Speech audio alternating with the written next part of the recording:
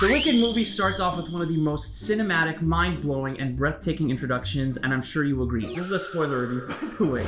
Critics are under the spell of Wicked. What? Sorry, 1 sec. What? It's certified fresh and verified hot on Rotten Tomatoes. Wait, let's see this. Wicked is a triumph. Rated PG in theaters now. We start out with a slow pan on the ground, and you hear in the distance, in the back, you don't see anyone, but you hear Fiyero saying, "The Wicked Witch of the West is dead!" And you're like, oh. Did I end up late? Is this the end of the movie? But no, we start at the end, which really sets you up for like, I don't know where we're going. We're gonna start here and work our way backwards. Or I guess, start here and work our way backwards. You then have the slow pan across the witch's lair, and you're like, oh, this is like from The Wizard of Oz. We're at her lair, and then you enter on the shot that says it all, her hat in a puddle of water. When I first watched the trailer, the first shot of it, do you remember? Was the hat. That's mind-blowing. And I watched the trailer thinking, did they show us the end of part 2? Because this is a 2-part movie. And I was thinking, the editor go rogue and just show us the end of the movie? A little birdie in the back of my mind was like, actually, imagine if that's the beginning. How wild would that be? Oh. The first shot of the Wicked movie that we all were shown in the trailer is actually the first shot of the movie. Then you enter into the most amazing and magical scene where you have Munchkin Land, Glinda comes in her bubble, and Ariana Grande was the most perfect casting for Glinda. And I know she's like a world-renowned pop star. I love her work, but I've been watching her since she was on Nickelodeon. For anyone who knows her in Victorious, where she played Cat Valentine. And she just, when she comes on screen, she is so alive. When she finally goes back in her bubble, all right, I'm leaving. And she like turns the bubble on and someone says, wait, Glinda. And the bubble's already been formed. They're like, weren't you the Wicked Witch's friend? And she goes, I can't hear you. I'm in a tunnel. I'm in a bubble. Oh, wow, I'm in a bubble. Is that why she's in a bubble?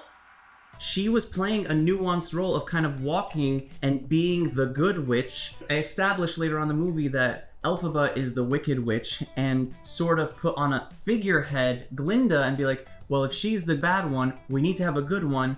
Here you go, audience. This is your good witch, because you have a bad one, but don't worry, you have a good one. The witch structure that they had built, they're burning it down, and as she's walking, she's playing an extremely sophisticated and nuanced, I don't want to be here, and yet I have to. Sort of like smiling through the pain. Really, really wonderful. And then she takes us back into the story. And one thing I'm gonna pause here and ask you, because I don't really remember, I'm gonna go watch it again today with a bunch of middle schoolers, because we rented out a theater for parents who can't really afford to take their kids, just like we did with The Little Mermaid. But I want to remember, when did they show Dorothy, the Tin Man, the Scarecrow, and the Lion?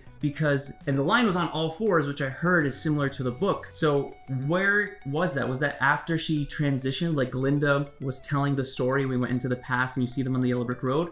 Or was it at the start of the movie? A lot of my friends and I have been talking about the chronology, the timeline of how Wicked plays into Wizard of Oz, which is something that blew my mind when I watched the musical, that they are in parallel. I now want to like dissect it and think surgically, like, where does this happen?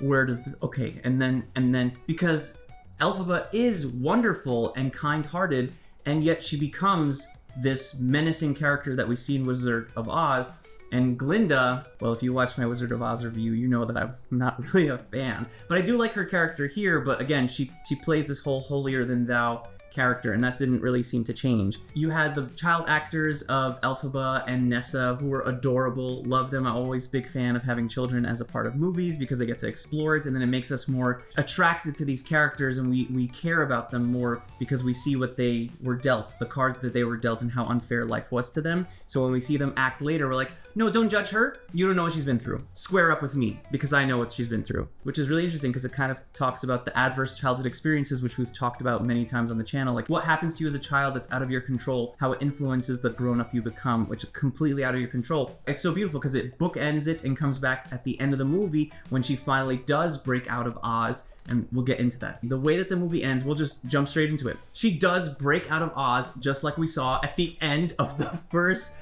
trailer, which is so wild to me. They showed us the movie in the first trailer. Two of my biggest passions in all of entertainment are trailers and pacing in movies, and it's so fun to me to find that the ending of the movie is the ending of the trailer. So she breaks out and then doesn't fly. She doesn't defy gravity. That is really incredible storytelling, because if she just broke out like Superman and just took off, you're like, she's great, love that. But it still showed that she broke out of there just to distract the guards from Glinda to save her friend, and wasn't sure if she actually could fly. She could have died. She's watching herself fall reflected in green, and then sees her child half. And to honor her child half, who always stood up for herself, because think about it, the story was always Wizard and I, the song, the I Want song, which I also covered, and I love the song so much. She's saying, I can't wait to meet the wizard. Why? Because he can change my skin color. He can change me to be normal and typical, and all this ridicule that I never deserved will finally go away. And the end of the movie, she finds out that it's all a lie. Not just that the wizard is malicious and menacing. That's horrible on its own. People trying to use you. But also that her dream can never come true. She's like not even at rock bottom. She's plummeting. And then she gets to see herself and says, the only way I've made it this far is by relying on me, and I will go back to that and steel myself and depend on Elphaba, because only Elphaba looks out for Elphaba.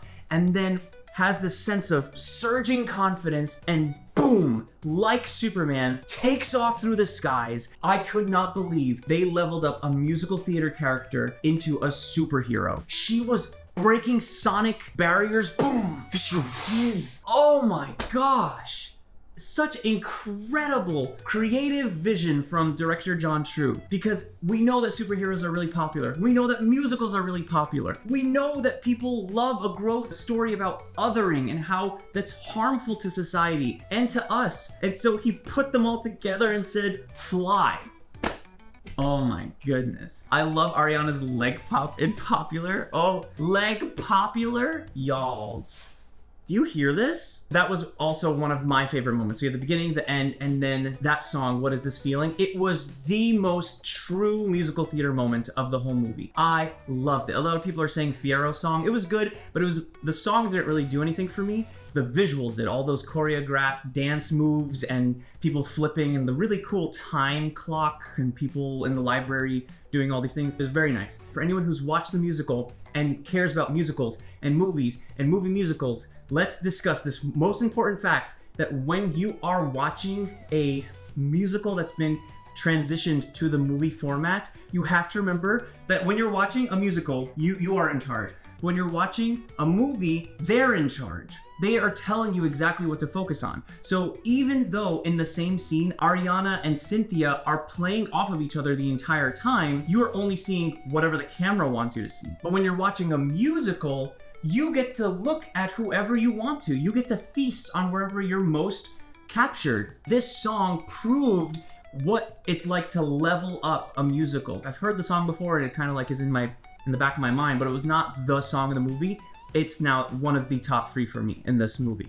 Maybe top 2. One of the things I wish we had more of were slow-mo shots. There was a shot of them showing how they filmed the movie, and the dancers kind of turned around and then were in slow-mo as they did it, and their dress kind of flew around them. And imagine if we had more slow-mo dance shots, but we didn't really get that. Everything was kind of in tempo and in the same timing of reality. Again, this is a 2-parter movie. It's so hard to make an assessment of it. Just like I said with Avengers Infinity War, I'm gonna be fair, when I watched Infinity War, regardless of how amazing it was, and I could say, wow, this is really cool, I could not give it a true evaluation until I saw Endgame to say, what's the end of the story? So I have to see part 2 before I could really make a true assessment, but I'll tell you what my current feelings are. And this was one of the things I brought up in the spoiler review, that I am a fan of this and I want us to think about how we can make things a little bit better or different. And so these are the things that I came across. The Wizard and I was the first moment where I thought, oh, I'm not really sure where we're gonna go with this. Because The Wizard and I is the I Want song, just like Part of Your World and all these other things. Reflection, these are I Want songs. And Wizard and I is the I Want song for this, but it didn't really do anything physically or cinematically to communicate this deep desire. Unlimited. That part, she was like in this alcove area and then saw a reflection, a statue of the wizard's face, and then somehow was like shifted her attention to the wizard's chin where there was a reflection of water, and she kept going, unlimited. Oh, I'm like, and it kept on cutting back between the two, and I thought, chin water? What am I supposed to take away from this? Does he have his own Poland Spring line? Oh, because it's green. Poland Spring is green. Got it. Okay. Cynthia Erivo is an incredible actress, incredible singer. If you've not seen Harriet Tubman, her performance in that, please watch it. Her song in that is so involved in your core. And here, there are some spoken words. Since birth, melt. I found that here, they kind of went, since birth, melt.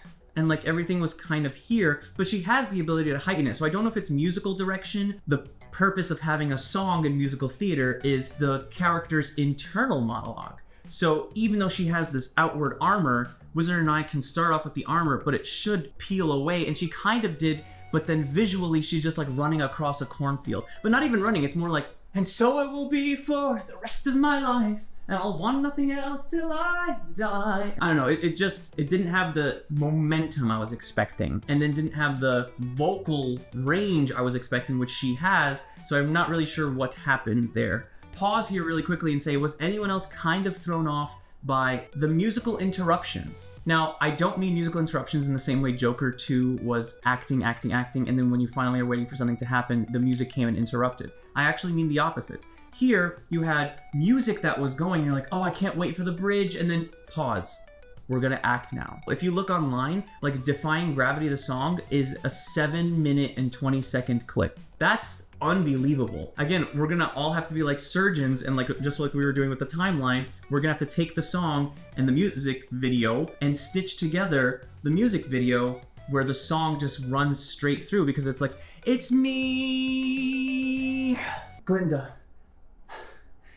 take care. And then like we have the whole falling clip. So if you care. And that's why I think I really like What Is This Feeling, because it didn't have the interruptions. It's just from start to finish, it's song. Fiero's dance number we talked about, I thought it was really cool visually, but musically not really doing much. I mean, he had that really nice line in the trailer, dancing through life, but then I was listening for that same exact soundbite, and I didn't really hear it. I don't know if I just missed it, but the visuals were more impressive. Then you have Elphaba's really tender song where I'm not that girl. And she had everything for it. That was her little, show in the armor, the little crack as well. I wanted something more visually. It's like either one of the two was out of sync. Either the music was not what I was expecting, or the visuals were not what I was expecting, like to heighten. I wanted both of them to heighten. Versus What Is This Feeling? Heightened. You had heightened music and heightened visuals compared with what we know from the musical. Then Popular did it, but interrupted it. Then you have Elphaba's personal song where I'm Not That Girl, which has the music, but the visuals are just like her walking in a set that looks like a garden, which is really tender because you want to focus on the words, but I don't know, I kind of, in this fantastical world, 5-second thought that just comes to me is, why not have green fireflies come around her? The storyline with the animals, I do like, especially when they were having the team meeting. He said, a dear friend of mine. They're like, a deer? He's like, no, a cow. The comedy was a 10 out of 10. Ariana's toss. There's so many GIF moments. I was watching, like, this is a GIF. When Ariana was walking, she plumped on her bed. I literally was like, this is a GIF. They knew they were making GIFs. How they became friends was at the Ozdusk Ball, which was one of the biggest highlights emotionally, because you had her armor, you had her finally come to a ball after she did something nice for Glinda, because Glinda, she thought, was doing something nice for Nessa. Oh, it's just, she's so twisted and warped by other people. Oh, it's just like so unfortunate that she has this heart of gold or green and other people are just squeezing her. That she wanted to do something nice, and Madame Morrible to give her a wand and take her into the class, and then she finally is like, I'm gonna show up and make friends today, like her first day at school or something, or the prom, and she finally goes to the prom by herself, and then when she shows up in her dress thinking she looks beautiful and stunning because that's what other people told her, then everyone is laughing at her, ridiculing her, instead of walking away, which I wanted her to do. I was like, girl, fight or flight.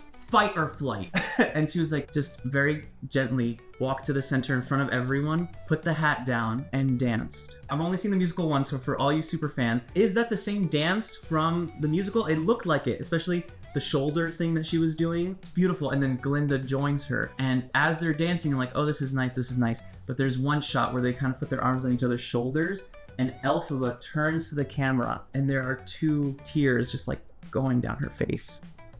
Right now I'm tearing, but in the movie when I watched it, I was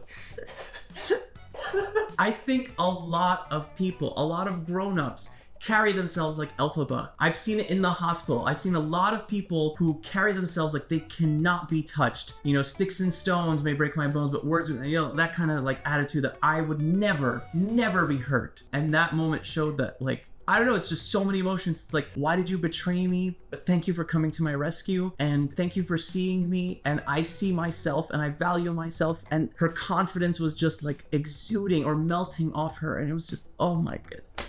It was so beautiful. It was an iconic moment. Just like Anxiety's moment in Inside Out 2, this moment when Elphaba breaks down in the Oz Dust Ball, when Glinda dances with her. It's really beautiful. Madame Morrible, so wonderful. Definitely Disney villain vibes, with the hair kind of swirled in its own way every single time. When she showed up to the Oz Dust Ball in kind of like her makeshift PJs, and she's like, I don't have faith in you, but prove me wrong. And then suddenly switches to be on her side. She's like, oh, we need a witch. Are you available? Can we substitute you? You can sub in. Great. We're short-staffed. When we go to Emerald City, that is where I find that the movie had a little bit of issues, because Jeff Goldblum, love him, he's incredibly talented. I think it was more so that, like, I wanted the wizard to have more grandeur. I like the moment with the yellow brick road. It's like, what color should it be? And I was like, yellow, be yellow. And Glenda's like, I think yellow, it just gives. All her lines were so well done, and they're well written and also well done by her. That is a testament to her. I think she is in the running for, both of them, Cynthia and Ariana, for Actress of the Year. Truly, just all-star performances, and I'm so excited to see Wicked 2. I think we all should support this kind of movie of bringing people together, positive messaging, don't other people, especially when Dr. Dilliman like started bang, don't listen to them, and Elphaba stands up and says, is no one gonna fight this? I was like, yes! Stand up for what's right, everybody! Really good messaging, and when she flies into the air and her cape is just doing this amazing flow in the wind, which, for if you've seen the musical, it exactly resembles the end of Act 1 in Defying Gravity, where she flies up or is lifted on a lift, and then just has her cape really wide, but this is actually in the wind, and the cape has that sound effect. It's like whipping in the wind. Ugh, it's like truly iconic. Costuming really needs to get a quick shout out. Not even quick, a huge shout out. The way that all her costumes blended together but still made them pop. And the one thing I'm gonna say that needs to be highlighted is, you know which dress I'm talking about. In Emerald City, when they're getting their nails did, and then the people at the salon were kind of washing their hair or whatever, and there was this one dress, you know exactly what I'm talking about, that had ruffles, but the ruffles were sort of like an accordion, and they would bounce together like that. Oh my gosh. I would wear that in a hot second. What were your favorite moments in Wicked Part 1? Thanks for watching my spoiler review. And also, I'd really appreciate it if you check out my Wizard and I cover and let me know your thoughts. I spent so much time filming it. Thanks for watching, and I'll see you. Ciao! And nobody in all of Oz, no wizard that there is or was, is ever gonna bring